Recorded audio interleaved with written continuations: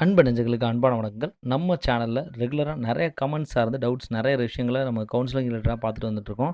அந்த வகையில நெறைய கமெண்ட்ஸ் வந்து நான் கொஞ்சம் மிஸ் பண்ணியிருக்கேன். கொஞ்சம் ஒர்க் ரிலேட்டடான இது பிஸினால கொஞ்சம் மிஸ் பண்ணியிருக்கேன். அத ஒரே ஸ்ட்ரெச்ல நான் இன்னைக்கு வந்து உங்களுக்கு வந்து ஷேர் பண்றேன். சார் ஆக்சுவலா உங்களுக்கு வந்து இந்த கன்டென்ட் நான் ஷேர் பண்ணிட்டேன். அ உங்களுக்கு கட் ஆஃப் ரிலேட்டடான இன்ஃபர்மேஷன்ஸ் கிடைக்க கிடைக்க நான் கண்டிப்பா உங்களுக்கு ஷேர் பண்ணிட்டே தான் இருப்பேன். வொரி பண்ணாதீங்க. Sir this is not all அதாவது ஒரு ஒரு விஷயம் நான் வந்து அலாட்மெண்ட் ஆர்டர்னு ஒரு வீடியோ வந்து போட்டிருப்பேன். அதில வந்து லாகின் பண்ண பிறகு சைடில வந்து பார்த்தீங்கன்னா, அலாட்மெண்ட் ரிசல்ட் ஆப்ஷன் அதாவது சீட் அலாட்மெண்ட் வந்து ரிசல்ட் ஆப்ஷன்னே ஒண்ணு இருக்குமா. அந்த ரிசல்ட் ஆப்ஷன டவுன்லோட் பண்ண பிறகு ஓப்பன் பண்ண பிறகு அதில கிளிக் பண்ணும்போது ப்ரொவிஷனல் அலாட்மெண்ட் ஆர்டர்னு ஒண்ணு இருக்கும். கண்டிப்பா அத ஓப்பன் பண்ணி அதில உள்ள மெட்டீரியல டவுன்லோட் பண்ணிக்கங்க. அது அலாட்மெண்ட் ஆர்டர் அது. ஸோ அத வந்து மறந்துறாதீங்க. ஸோ அது ஃபர்ஸ்ட்டு கொஸ்டின். அதன் பிறகு சார் ஏஐசிசிசி அதாவது கவுன்சிலிங்கில ஒரு சீட் கிடைச்சு, ஃப்ரீ எக்ஸிட் ஆகிட்டா, தமிழ்நாடு ஆயுஷ் கவுன்சிலிங்கில பார்ட்டிசிபேட் பண்ண முடியுமா? கண்டிப்பா பார்ட்டிசிபேட் பண்ணலாம். ஃப்ரீ எக்ஸிட் ஆயிட்டீங்கன்னா, ஃபர்ஸ்ட் அதாவது ஃப்ரீ எக்ஸிட் இந்த மீன்ஸ் நீங்க வந்து ரவுண்ட் 1லயே வெளிய போயிடுவீங்க. ரவுண்ட் 1ல வெளிய போன பிறகு நீங்க வந்து கண்டிப்பா அப்ப எதுவுமே சீட் எடுக்கலன்னு தான் அர்த்தம். So directly you are eligible for Tamil Nadu AYUSH counselling. அதில எந்த பயமும், பதட்டமும் வேண்டாம்.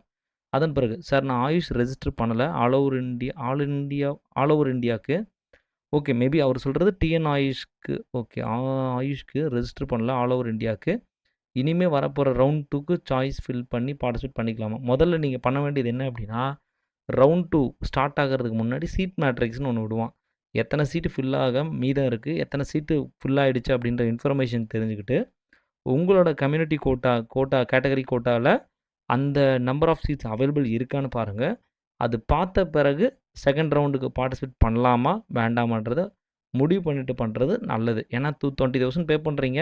அது போனா பரவால்ல சார். பிறகு கூட நான் வாங்கிக்கிறேன். 6 மாசம் கழிச்சு வந்தாலும் பரவால்ல அப்படின்னு நினைச்சீங்கன்னா, தாராளமா பண்ணலாம். அதன் பிறகு 7.5க்கு இப்போதைக்கு வந்து இந்த இன்ஃபர்மேஷன்ஸ் கொஞ்சம் டீட்டெயில்டா பேச வேண்டியிருக்கு. 7.5 ஆஃப்லைன்ல தான் நடக்கும். கொஞ்சம் வெயிட் பண்ணுங்க சொல்றேன் நானு.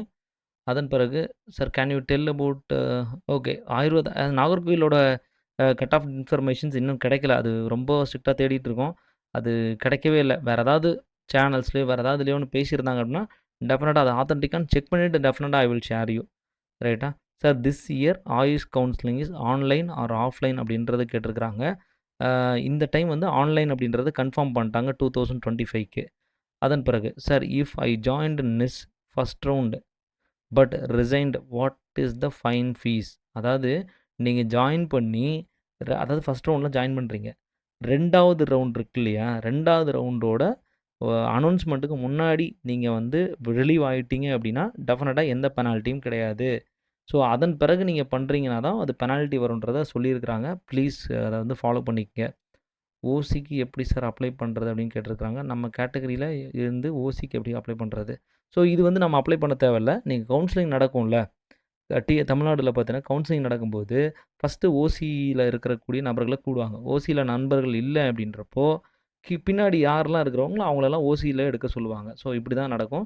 ஸோ செப்பரேட்டா நமக்கு இது வந்து அப்ளை பண்ண வேண்டிய அவசியம் கிடையாது. சார் வணக்கம். ஃபர்ஸ்ட்டு கவுன்சிலிங் சித்தா இடம் கிடைத்து, அதில் சேர்ந்துவிட்டு பின்பு ஆல் இந்தியா கவுன்சிலிங்கில் எம்பிபிஎஸ் சீட்டு கிடைத்தால், நாம் கட்டின 55,000 ரிட்டர்ன் கொடுப்பார்களா?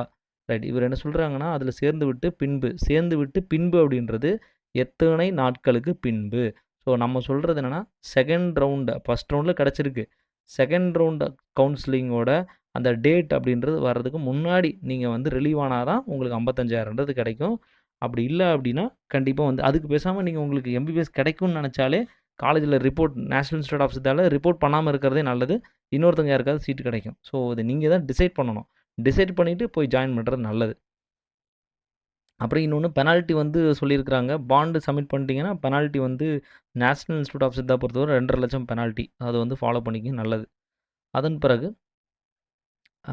டிஎன் ஆயுஷ் தரவரிசை பட்டியல் வெளியிட்டுள்ளனர். இதில் முதலில் சாய்ஸ் ஃபில்லிங் கவர்மெண்ட் கோட்டா நடைபெறுமா? இல்லை ஆல் இந்தியா கோட்டா நடைபெறுமா? மற்றும் மேனேஜ்மென்ட் கோட்டா எப்போது நடைபெறும்? அப்படின்றது கேட்டிருக்கிறாங்க.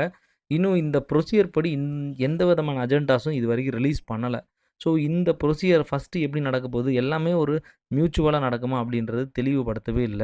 ஸோ இது வந்து என்னன்னா, எம்பிபிஎஸ்க்கு எப்படி நடக்குதோ, அதே போல தான் இப்போ நடக்கும். பட் இப்போ இந்த இயர்லி ஸ்டேஜ்ல குழம்பாதீங்க. இன்னொரு 1 வீக்குள்ளே இந்த டேட்டா எல்லாமே ப்ராப்பராக உங்களுக்கு நான் கைட் பண்ணி எல்லாத்தையும் கலெக்ட் பண்ணிவிட்டு உங்களுக்கு இன்ஃபர்மேஷன்ஸாக சொல்லித்தரேன். பயப்பட வேண்டாம்.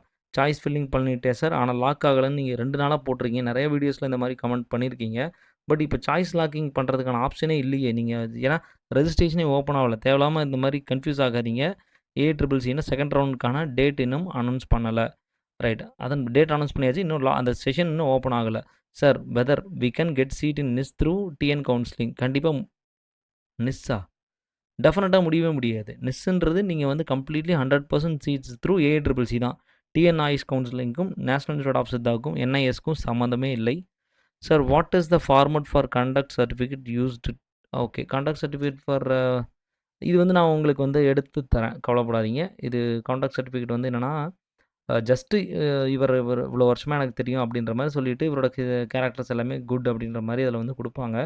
ஸோ அது வேணால் நான் உங்களுக்கு அது இது பண்ணித்தரேன், கலெக்ட் பண்ணித்தரேன். லாஸ்ட் இயரில் ஏதாவது இன்ஃபர்மேஷன்ஸ் இருந்தால் கலெக்ட் பண்ணித்தரேன். கொஞ்சம் வெயிட் பண்ணிட்டுருங்க. அதை நான் கண்டிப்பாக அப்டேட் பண்ணிடுறேன். Sir number of seats for 7.5 கண்டிப்பாக அடுத்த வீடியோவில் நான் சொல்கிறேன். ஏன்னா இது கொஞ்சம் பெரியது. கூடவே வந்து பார்த்தீங்கன்னா சார் கன்ஃபார்ம்டு டிடி வேணுமா? ஒரு முக்கியமான ஒரு விஷயம், டிடி கம்பல்சரி கொடுத்துருங்க. நேஷனல் இன்ஸ்டியூட் ஆஃப் சித்தாவில் எசென்ஷியல் டாக்குமெண்ட்னு சொல்லியிருக்கேன். 11 டாக்குமெண்ட்டு வெரி வெரி எசென்ஷியல். கண்டிப்பாக அது வந்து இருக்கணும். அதில் வந்து ஒரு சிலவங்க போயிட்டு அந்த சார் போனஃபைட் என்கிட்ட இருக்குது, பட் ஆனால் இன்னொரு கெசட் ஆஃபீஸர்கிட்ட வாங்குகிற அந்த சர்டிஃபிகேட் இல்லை அப்படின்லாம் சொல்லியிருக்கிறாங்க. அங்கே அவங்க சொல்லியிருக்கிறது என்னென்னா எதுவுமே ஆப்ஷனல் கிடையாது. இதில் உள்ளது எல்லாமே மேண்டேட்ரி டாக்குமெண்ட்டு, கம்பல்சரி எல்லாமே வேணும் அப்படின்ற சொல்லிவிட்டு அவங்கள வந்து திரும்ப அதை கலெக்ட் பண்ணிவிட்டு வாங்கன்னு சொல்லிவிட்டு அனுப்பி வச்சுருக்கிறாங்க. ஸோ டெஃபினட்டாக நிஸ்ஸுக்கு ஜாயின் பண்ண போகிறீங்க, நேஷனல் இன்ஸ்டியூட் ஆஃப் சித்தாக போகிறீங்கன்னா கம்பல்சரி எல்லா டாக்குமெண்ட்டையும் கொண்டு போகிறது ரொம்ப நல்லதுன்ற விழிப்புணர்வை தெரிவித்துக் கொள்கிறேன். சரி, அதன் பிறகு second round first round participate பண்ணாதான் செகண்ட் ரவுண்ட் தாராளமாக பண்ணலாம். அதில் எந்த பிரச்சனையும் இல்லை. அப்புறம் சார் டிடி செப்பரேட்டாக இல்லை, டிடி அவங்க சொல்லியிருக்கிறது என்னென்னா டிடி அதாவது ப்ரௌச்சரில் டிடி எவ்வளோக்கு சொல்லியிருக்கான்னு பாருங்கள். எனக்கு அது ஞாபகம் இல்லை இப்போது. ஸோ ஒரு முறை ப்ளீஸ் அதை ப்ரௌச்சரில் சொல்லி இந்த வீடியோவிலே கண்டிப்பாக சொல்லியிருப்பேன் நான் எவ்வளோக்கு டிடி எடுக்கணும்னு. நீங்கள் செப்பரேட்டாக பிரிக்கணும்லாம் அவசியம் இல்லை. ஒட்டுமொத்தமாக சொல்லியிருந்தால் ஒட்டுமொத்தமாக போட்டு ஒரே இதாக கொண்டு போயிடுங்க. அதில் எந்த பிரச்சனையுமே இல்லை. மேபி இது வந்து காஷன் டெபாசிட்டாக தான் இருக்கும். கண்டிப்பாக சேர்த்து தான் எடுக்க வேண்டியிருக்கும். ஒரே இது தான், தனித்தனியாக பிரித்து எடுக்க வேண்டாம். Right, okay. அதன் பிறகு ஹாஸ்டலில் நிஸ்ட்டில் வந்து ஹாஸ்டல் ஃபெசிலிட்டி அப்படின்றது இப்போதைக்கு இல்லை. ஸோ வெளியில் உள்ள ஹாஸ்டல்ஸ் தான் அரேஞ்ச் பண்ணி கொடுக்குறாங்க. ஸோ அதை மட்டும் ஃபாலோ பண்ணிக்கங்க. Thank you very much. Sir self loan education சம்மந்தமாக லோன் எஜுகேஷன் ரிலேட்டடாக என்னோடய பழைய இயரில் ஒரு வீடியோ ஒன்று போட்டிருக்கேன். ஸோ லாஸ்ட் இயரில் வந்து எஜுகேஷன் ஒரு எஸ்பிஐ பேங்க் மேனேஜரோட சப்போர்ட்டை வச்சு நான் ஒரு செஷன் வந்து கண்டக்ட் பண்ணேன். அதில் உங்களோட A to Z எல்லா இன்ஃபர்மேஷன்ஸும் அதில் கவர் ஆகிருக்கும். இன்கேஸ் அவரோட காண்டாக்ட் நம்பர் வேணும்னா டெஃபினட்டாக நீங்கள் ஜஸ்ட் எனக்கு இன்ஸ்டாகிராம் மட்டும் மெசேஜ் கொடுங்க. கண்டிப்பாக நான் அதை வந்து அப்டேட் பண்ணுறேன். அவரோட வீடியோ ஃபுல்லாகவே இருக்குது. அந்த வீடியோலையும் அந்த நம்பரை ஷேர் பண்ணப்பட்டிருக்கும். லோன் ரிலேட்டடாக என்ன இன்ஃபர்மேஷன்ஸ் வேணுனாலும் டெஃபினட்டாக நீங்கள் வந்து அந்த வீடியோவில் போய்ட்டு நீங்கள் டெஃபினட்டாக எடுத்திங்கன்னா உங்களுக்கு அந்த இன்ஃபர்மேஷன்ஸை தெளிவாக எடுத்துக்கலாம் அப்படின்றதையும் தெரிவித்துக் கொள்கிறேன். ஸோ இப்போதைக்கு இந்த கமெண்ட் செஷன்ன்றது நான் கம்ப்ளீட் பண்ணுறேன்.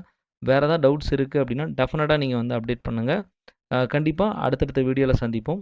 வேறு ஏதாவது சந்தேகம்னா கண்டிப்பாக நீங்கள் வந்து இன்ஃபர்மேஷன்ஸ் கமெண்ட்டில் சொல்ல தயங்க வேண்டாம். எல்லா அப்டேட்ஸும் நம்ம கேட்க தான் உங்களுக்கு இந்த இன்ஃபர்மேஷன்ஸ் வந்து சேர்ந்துகிட்டே இருக்கும். அடுத்த வீடியோவில் சந்திப்போம். நன்றி, வணக்கம்.